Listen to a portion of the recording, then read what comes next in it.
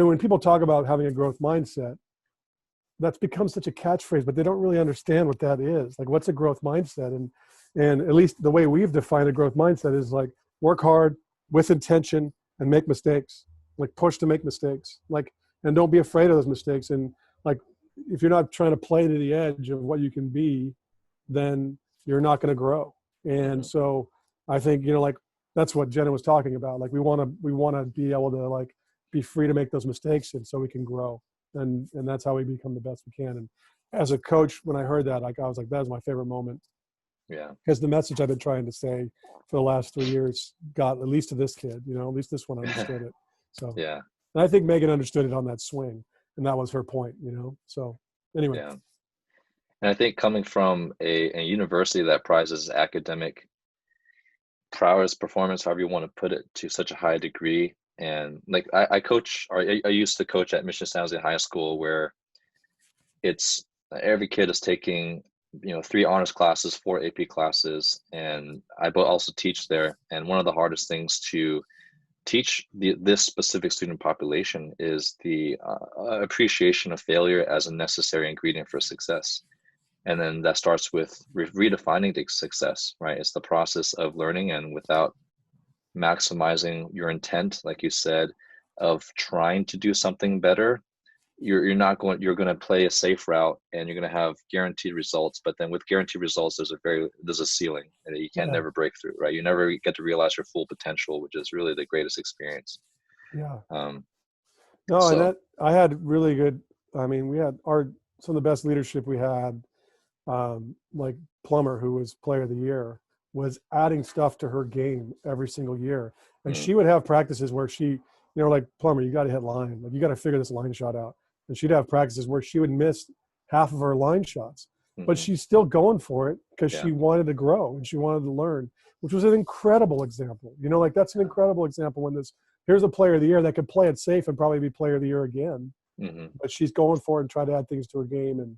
And I think that was a really hard transition for a lot of our athletes. But you have to create, as a coach, you have to create a culture where when they make those mistakes, you celebrate those mistakes, and that you allow them to do that with freedom, with freedom of judgment, where they don't feel like they're going to be judged by their peers, or they're going to be judged by their coaches for making those mistakes. And so, like, if someone would go for something and it had good intention and they were doing it as hard as they could, and they make a mistake, man, I would be like, that's it right there. Like, that is what we need to be the best we can be. And, I think for a kid like Megan McClure, it's really because she had that example with Plummer, it really helped her kind of expand her game and grow, as it did for all of our players. It's really fun. It's really fun. We have a really fun gym. And right now, the bummer about this whole COVID thing was that our whole gym was bought into that idea. And there's a lot of errors going on in their gym, but they're going for it. And I think we're all disappointed. It's because we thought we could make some really good progress before the fall with a whole new group. But we'll still get the most out of the moments that we have, the time we have as we get back in the gym, whenever that happens. Yeah, that's awesome that you even have that type of culture and creating a safe environment for your student athletes to make mistakes and to continue to encourage that type of process learning. How much of that was influenced from last season's preseason, where I know you scheduled a really tough preseason, and the volleyball college community was talking about, what does this mean for Stanford? They're struggling. Whereas I saw it as, this is your time to really expose what you need to work on, try things does it work against some of the top competition? And that obviously planted some incredible seeds for a dominant run in the NCAA tournament. I mean, I like the movie Fight Club. I don't know if you've ever seen it, but like, one of my favorite lines in that is like, what do you know about yourself until you've been into a fight? Like, you don't know anything about yourself until you've been in a fight. I'm bad with quotes, but you get the concept, something like that. And so I wanted, and I do want, our team to be exposed every year. And our goal is to go undefeated in the last 6 matches, right? So, like, if we're not being exposed, if we're not playing the toughest competition, if we're not losing matches or losing sets, then we're not being pushed enough to figure out what we need to work on and how we need to get better. And we're not growing as fast as we need to. And so I will always schedule really, really tough. I mean, our schedule for the next 4 years, I mean, this year is going to be just throw the schedule out the window. But it's going to be, we're going to play Texas every year. We're going to play Minnesota. We're going to play Nebraska. We're going to play Penn State. We're going to play Florida. We're going to play Kentucky and Louisville. We're going to go for it, and because I don't care if we go 5-5 or 4-4 or whatever that is. It's not about that. It's about how do we become the best team we can and get to work. And so I think that's different. And I don't listen to anybody else about like the volleyball community. I don't have Twitter, and I don't have Facebook, and I don't have any of that stuff, and I don't look at the Volley Talk stuff, so I don't really give a shit. Excuse me. I don't really care about any of this stuff. And so we do what we think's right with the program, and we push it, and the team knows what we're getting into, and they embrace that, and the losses are chances to learn, and that's what we talk about, and we grow. And that's a real growth mindset, not trying to win as many matches as you can. A real growth mindset is challenge yourself as much as you can, push for it, make mistakes, learn from them. That's a real growth mindset. Yeah, absolutely.